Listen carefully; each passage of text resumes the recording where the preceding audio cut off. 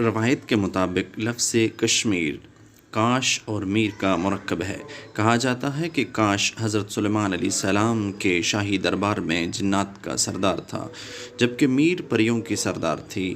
جب حضرت سلیمان علیہ السلام کا شاہی بیڑا ہوا میں اڑتا ہوا کشمیر سے گزرا تو سلیمان علیہ السلام نے پانی کے ایک وسیع و عریض ذخیرے میں موجود پہاڑ کی خشک چوٹی کو دیکھتے ہوئے بیڑے کو اس پر اتارنے کا حکم دیا۔ چنانچہ یہ بیڑا اترا تو آپ نے دیکھا کہ آس پاس حد نظر تک پانی ٹھہرا ہوا ہے۔ یہ خوبصورت منظر دیکھتے ہی وہ آشش کر اٹھے۔ انہوں نے اپنے مصاحبوں سے مشورہ کیا کہ اگر اس جھیل کے پانی کو خارج کر دیا جائے تو اس کی تہ سے خوبصورت زرخیز وادی نمودار ہو سکتی ہے جس میں انسانی آبادی ممکن ہوگی۔ چنانچہ یہ سوال پیدا ہوا کہ اس جھیل سے پانی کیسے خارج کیا جائے۔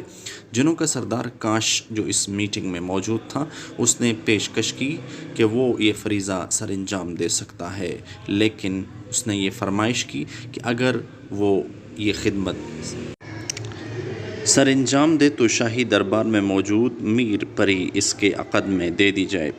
سلیمان علیہ السلام نے اس کی یہ فرمائش پوری کرنے کا وعدہ کیا اور اسے حکم دیا کہ وہ اس جھیل کو خالی کرے۔ چنانچہ اس جن نے اپنے طلسماتی عمل سے بارہمولہ کا پہاڑ کاٹ دیا، جس سے جھیل کا پانی خارج ہو گیا۔ سلیمان علیہ السلام نے اپنا وعدہ پورا کرتے ہوئے میر پری کے عقد میں دے دی۔